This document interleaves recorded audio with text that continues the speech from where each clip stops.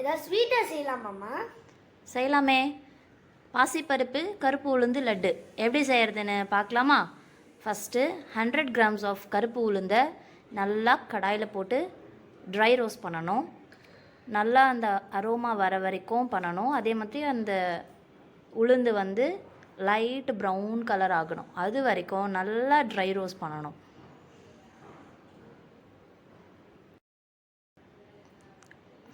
அப்புறம் அதே கடாயில் நம்மளோட பாசிப்பருப்பையும் போட்டு அதே மாதிரி நல்லா ட்ரை ரோஸ்ட் பண்ணணும். அப்புறம் அதையும் அதே கடாயில் போட்டு நல்லா ஆற வச்சுருங்க.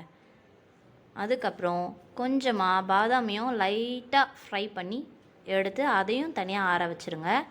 அந்த பாதாம் ஆறினதுக்கப்புறமா அதை நம்மளோட சீவல் இருக்கு இல்லையா, அதில் சீவி இந்த மாதிரி வச்சுக்கோங்க. நெக்ஸ்ட்டு நம்ம அதுக்குள்ளே அந்த 2 பருப்பும் ஆறிட்டுருக்கோம். ஆறினதை எடுத்து மிக்ஸி ஜாரில் போட்டு ஃபைன் பவுடராக அரைக்கணும். ஸோ அரைச்சிட்ட பிறகு அதுலேயே ஒரு 100 கிராம்ஸ் ஆஃப் நாட்டு சர்க்கரையும் போட்டு நல்லா அரைச்சிடுங்க. அரைச்சதும் ஒரு தட்டில் போட்டு ஆற வச்சிடுங்க. அப்புறம் நம்ம திருவின பாதாமையும் அதே கூட மிக்ஸ் பண்ணிவிடுங்க. கீயை நல்லா உருக்கிடுங்க. நல்லா உருகணும்.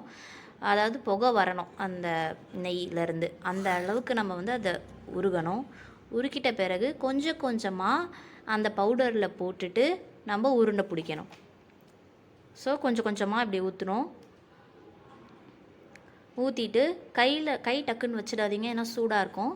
ஸோ ஒரு ஸ்பூனில் கலந்து விட்டு அப்படியே உருண்டை பிடிக்க ஸ்டார்ட் பண்ண வேண்டியது தான். ஸோ கொஞ்சம் கொஞ்சமாக இப்படி கலக்குறாங்களா, கலந்துட்டே வரணும்.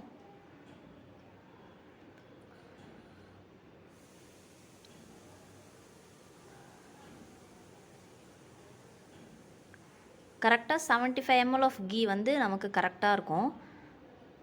அது கரெக்டான ஒரு உருண்டை பிடிக்கிற பதத்துக்கு வந்ததும் நம்ம அப்படியே உருண்டை பிடிச்சிக்கலாம்.